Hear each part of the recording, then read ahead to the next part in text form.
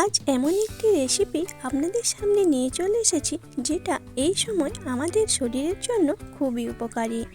তো এই গরম থেকে ঠান্ডা বা ঠান্ডা গরমের সময় এই রেসিপিটি কিন্তু অত্যন্ত প্রয়োজনীয়। তো নমস্কার বন্ধুরা, নীলার রান্নাঘরে আপনাদের সবাইকে অনেক অনেক স্বাগত জানাই। তো আশা করি সবাই খুব ভালো আছেন ও সুস্থ আছেন। তো চলে এসেছি আজকে একটি আমলকির রেসিপি নিয়ে। তো এই রেসিপিটি কিন্তু বাচ্চা থেকে বড় বা আমাদের বাড়িতে যদি কোনো বয়স্করা থাকে তো এই রেসিপিটি বানিয়ে খাওয়ালে কিন্তু অত্যন্ত উপকার পাওয়া যায়। তো আসুন তাহলে দেখে নেওয়া যাক আমার এই আজকের রেসিপি। তো এখানে আমি প্রায় 400 গ্রাম আমলকি নিয়ে নিয়েছি। তো দেখুন, আমলকিগুলো বেশ দেখে নিতে হবে যেন পোকা বা পচা কিছু না থাকে। তো এগুলো আমি প্রথমে জল দিয়ে ভালোভাবে ধুয়ে নেব।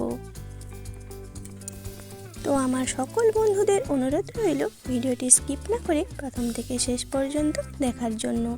তো দেখুন বন্ধুরা, এক এক করে আমলকিগুলো আমি জলের মধ্যে দিয়ে খুব ভালোভাবে ধুয়ে নিচ্ছি। তো সমস্ত আমলকিগুলো ধুয়ে নিয়ে একটা সুতির কাপড় দিয়ে খুব ভালোভাবে মুছে নেব, যাতে করে আমলকির গায়ে যেন একটুও জল না লেগে থাকে। তো দেখুন, সব আমলকিগুলো ধুয়ে নিয়ে রেখেছি। এবারে গ্যাসের ওভেনে একটি কড়াই বসিয়ে তার মধ্যে একটি স্ট্যান্ড দিয়ে দিয়েছি আর দিয়ে দিয়েছি কিছুটা অল্প পরিমাণে জল। আর দেখুন, আমলকিগুলো একটি সুতির কাপড়ের সাহায্যে ভালোভাবে মুছে নিয়েছি। তো এরপর জলটা বেশ গরম হয়ে এলে একটি ফুটো করা পাত্র আমি বসিয়ে দিচ্ছি। তো এর উপরে আমি এক এক করে আমলকিগুলো দিয়ে দেব। তো আপনাদের কাছে যে কোনো যদি ফুটো করা পাত্র থাকে তাতে করে নিতে পারেন, বা হাঁড়ির উপরে কাপড় বেঁধেও আমলকিগুলো দিয়ে সেদ্ধ করে নিতে পারেন। তো দেখুন বন্ধুরা, এক এক করে সমস্ত আমলকিগুলো আমি দিয়ে দিয়েছি। এরপর আমি একটা ঢাকনা দিয়ে দেব। তো প্রায় 15 মিনিট মতো আমি এটা খুব ভালোভাবে সেদ্ধ করে নেব। ওই ঠিক যেমন ধরুন পুর পিঠা যেভাবে ভাপিয়ে নেয় সেভাবে আমলকিটাকে আমি বেশ সুন্দরভাবে ভাপিয়ে নেব। তো দেখুন বন্ধুরা, প্রায় 15 মিনিট মতো আমি এটা ভাপিয়ে নিয়েছি। তো দেখুন, এটা যখন সেদ্ধ হয়ে যাবে এর কালারটা ঠিক চেঞ্জ হয়ে এইরকম হয়ে যাবে। আর দেখুন, এইভাবে এর যে শিরাগুলো আছে সেগুলোতে একটা ফাট ধরে যাবে, এই আপনাদের দেখিয়ে দিচ্ছি। তো এইভাবে এটাকে চাপ দিয়ে দিলে এই আমলকির যে কোষ যেগুলো আছে সেগুলো কিন্তু এইরকম খুব ভালোভাবে উঠে যাবে। আর এইভাবে একটা একটা করে বেশ সুন্দরভাবে ছেড়ে যাবে। তো সবকটা আমলকি এই একইভাবে আমি ছাড়িয়ে নিচ্ছি। তো বন্ধুরা, আমলকিতে আছে ভিটামিন সি ও প্রচুর পরিমাণ অ্যান্টিঅক্সিডেন্ট। ও আমলকি খেলে যেমন আমাদের সর্দি কাশি ও গ্যাস অম্বল দূর হয়, তেমন কিন্তু ত্বকের ক্ষেত্রেও আমলকি খুবই উপকারী। তো দেখুন বন্ধুরা, এইভাবে এক এক করে সমস্ত আমলকিগুলো আমি ছাড়িয়ে নিচ্ছি। আর বাচ্চা থেকে বড় বা বয়স্কদের ক্ষেত্রে কিন্তু এই আমলকি খুবই উপকারী। সর্দি কাশি ও গ্যাস অম্বল বা হজমের ক্ষেত্রেও এই আমলকির গুণাগুণ কিন্তু অপরিহার্য। তো দেখুন, সমস্ত আমলকিগুলো এইভাবেই ছাড়িয়ে নিয়েছি। তো এইভাবে বেশি করে আমলকি আচার করে যদি সংরক্ষণ করে রাখা যায় তাহলে কিন্তু সারা বছরই খাওয়া যেতে পারে। এরপর একটি পাত্রে নিয়ে নিয়েছি কিছু শুকনো মশলা, 1 টেবিল চামচ জিরে, 1 টেবিল চামচ গোটা ধনে, 1 টেবিল চামচ কালো সরষে, কয়েকটা গোলমরিচ ও কিছুটা মেথি। তো সমস্ত শুকনো মশলাগুলো এবারে একটি ওভেনে কড়াই বসিয়ে শুকনো খোলায় ভেজে নিচ্ছি। তো দেখুন, খুব বেশি ভাজার দরকার নেই, তাহলে কিন্তু মশলাটা তেতো হয়ে যেতে পারে। তো মশলাটা ভেজে তুলে নিয়ে কড়াইতে দিয়ে দিচ্ছি প্রায় 1 টেবিল চামচ মতো তেল। তো তেলটা খুব ভালোভাবে গরম করে নিয়ে এরপরে দিয়ে দিচ্ছি আমলকি। তো আমলকিগুলো দিয়ে প্রায় 5-7 মিনিট মতো আমি তেলের উপর ভেজে নিচ্ছি। তো বন্ধুরা, আপনারা অবশ্যই এইভাবে একবার আমলকির আচার বানিয়ে খাবেন বা সারা বছর সংরক্ষণ করে রেখে দেবেন। তো আপনারা চাইলে বেশি করেও আমলকির আচার বানিয়ে নিতে পারেন। তো সেক্ষেত্রে কিন্তু সমস্ত উপকরণের পরিমাণটাও বাড়িয়ে নিতে হবে। তো দেখুন 5-7 মিনিট মতো আমলকিটা আমি ভেজে নিয়েছি। এরপর এখানে দিয়ে দিচ্ছি 1 টেবিল চামচ লবণ ও হাফ টেবিল চামচ হলুদ গুঁড়ো।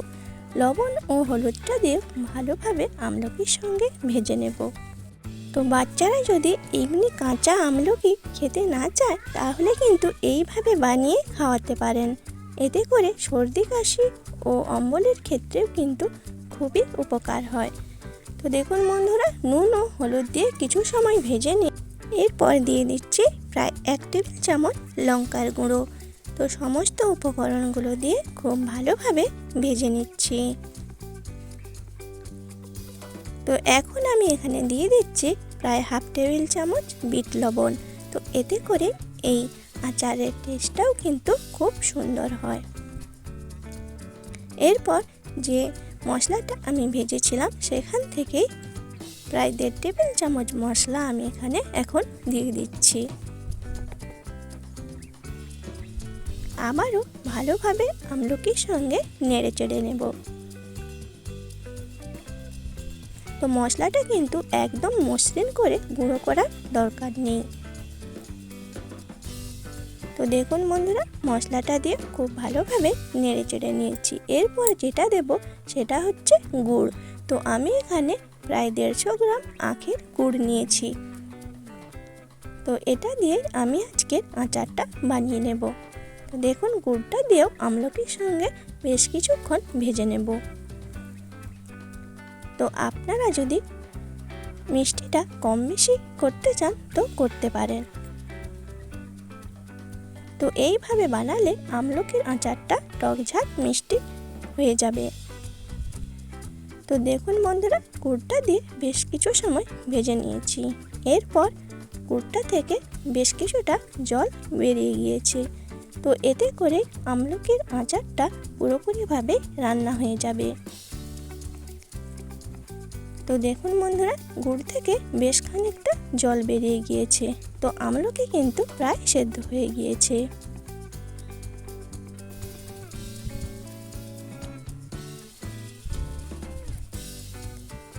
তো আমলকির আচার প্রায় আমার রেডি হয়ে গিয়েছে।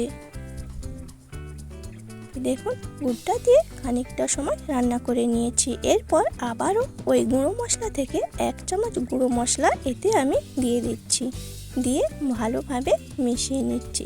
তো বন্ধুরা, অবশ্যই আপনারা এইভাবে একবার বাড়ি বানিয়ে খেয়ে দেখবেন। খেতে কিন্তু যেমন টেস্ট হয় আর কিন্তু খুবই উপকারী।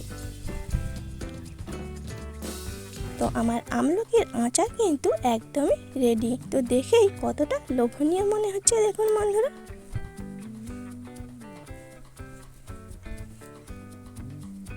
তো এরপর আমি এখানে দিয়ে দিচ্ছি কিছুটা পাতিলেবুর রস। তো এই আচারে হয় ভিনেগার, না হলে কিছুটা পাতিলেবুর রস দিয়ে দিলে এই আচারটা কিন্তু অনেক দিন অবধি ভালো থাকে। তো আমার আমলকির আচার কিন্তু একদমই রেডি। তো কতটা লোভনীয় স্বাদের হয়েছে দেখুন, দেখে মনে হচ্ছে কতটা টেস্টি হবে। তো আমলকির আচার আমার একদমই রেডি। তো এটাকে ঠান্ডা হলে একটা কাচের বয়ামের মধ্যে ভরে রেখে দিতে হবে। আর যদি খুব বেশি পরিমাণের করা হয় তাহলে কিন্তু এটা মাঝে মাঝে রোদ্রেতে দিয়ে রাখতে হবে, তাহলে কিন্তু এই আচারটা অনেক দিন পর্যন্তই ভালো থাকবে। তো বন্ধুরা, কেমন লাগলো আমার এই আজকের টকঝাল মিষ্টি আমলকির আচারের রেসিপি অবশ্যই কমেন্টে জানাবেন। ভালো লাগলে একটি লাইক করে চ্যানেলটি শেয়ার করে দেবেন। আর এরকম নিত্য নতুন রেসিপি পেতে অবশ্যই আমার চ্যানেলটি সাবস্ক্রাইব করে পাশে থাকা বেল আইকনটি অন করে দেবেন, করে আমি কোনো ভিডিও ছাড়লে তার নোটিফিকেশান আপনাদের কাছে পৌঁছে যায়। সবাই ভালো থাকবেন, সুস্থ থাকবেন। চলে আসবো আরও কোনো নতুন রেসিপি।